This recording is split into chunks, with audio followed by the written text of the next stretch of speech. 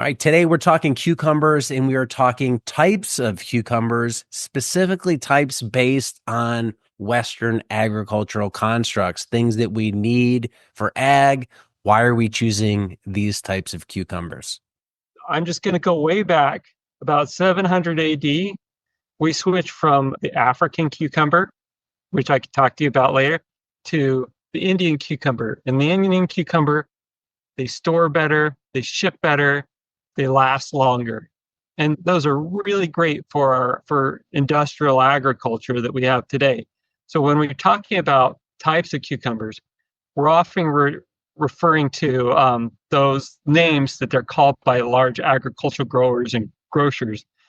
So this isn't based on species, but rather based on what you can buy at your local grocery store, or maybe you can find at your farmer's market. So here in America, we have what we call conventional, standard, slicing American cucumbers. They're straight, they have a thick rind, a few small spines, and consistent size and shape. If you're talking about heirloom varieties that are classic American varieties, you're looking at like Market More 76, Straight 8. Those are a couple of the classic heirloom conventional varieties, but most of the varieties in the grocery store now are hybrid. So if you even could get any seed out of them, they wouldn't even produce something that would even recognize possibly. So then there are the long English cucumber varieties. A lot of people like these. They're grown indoors in greenhouses and trellis so that the fruit grows long and straight. In order to be grown indoors without the bees, these varieties are generally parthenocarpic. They produce fruit without pollination. And with these varieties, one of the older ones we would think of is English Telegraph. I just grew a variety called Conqueror.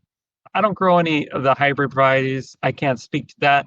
But these are generally, they do well in a little bit cooler climate and they do well indoors, and they have to be trellised. Otherwise, they won't grow as long and straight. Those are the English cucumber varieties that you would normally see in the stores that are long.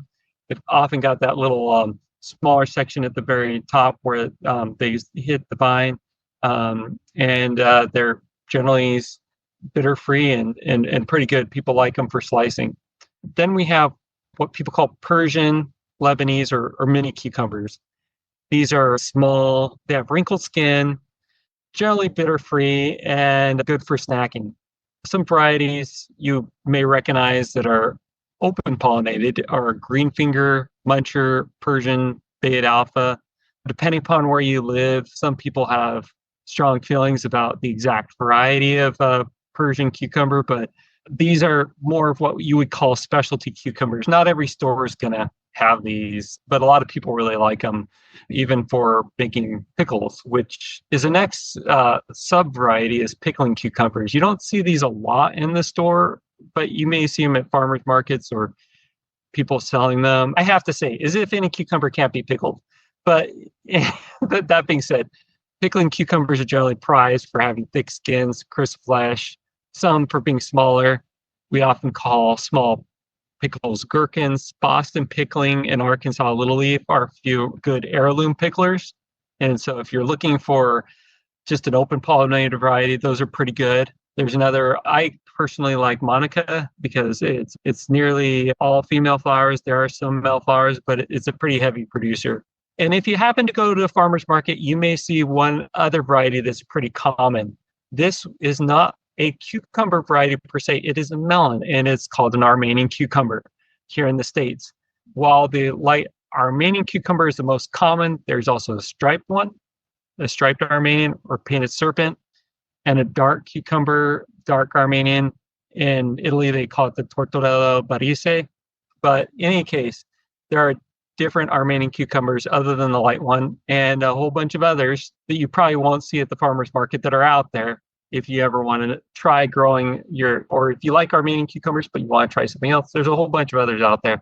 But generally speaking, the most common cucumber we see are those just those slicers, English and maybe Persian, and then the picklers in Armenian you'll generally see outside of the grocery store or maybe at a farmer's market or something like that.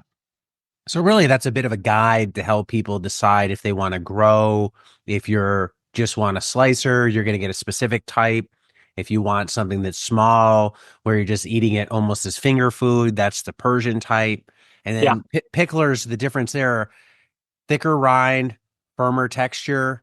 That's really the main difference that makes that Yeah, yeah, stuff. that's what makes them good as picklers because you want something to go through the pickling process. It does better when it's hard and firm, can withstand the pickling process to stay nice and crisp. And all of those, or everything today, is a descendant off that Indian cucumber. All except for the Armenian, yes, Oh yeah. yes. Except those Armenian cucumbers, they are melons, muskmelons that are grown immature as cucumbers, and they come from Africa. The rest are all Indian cucumbers that come from India in that area.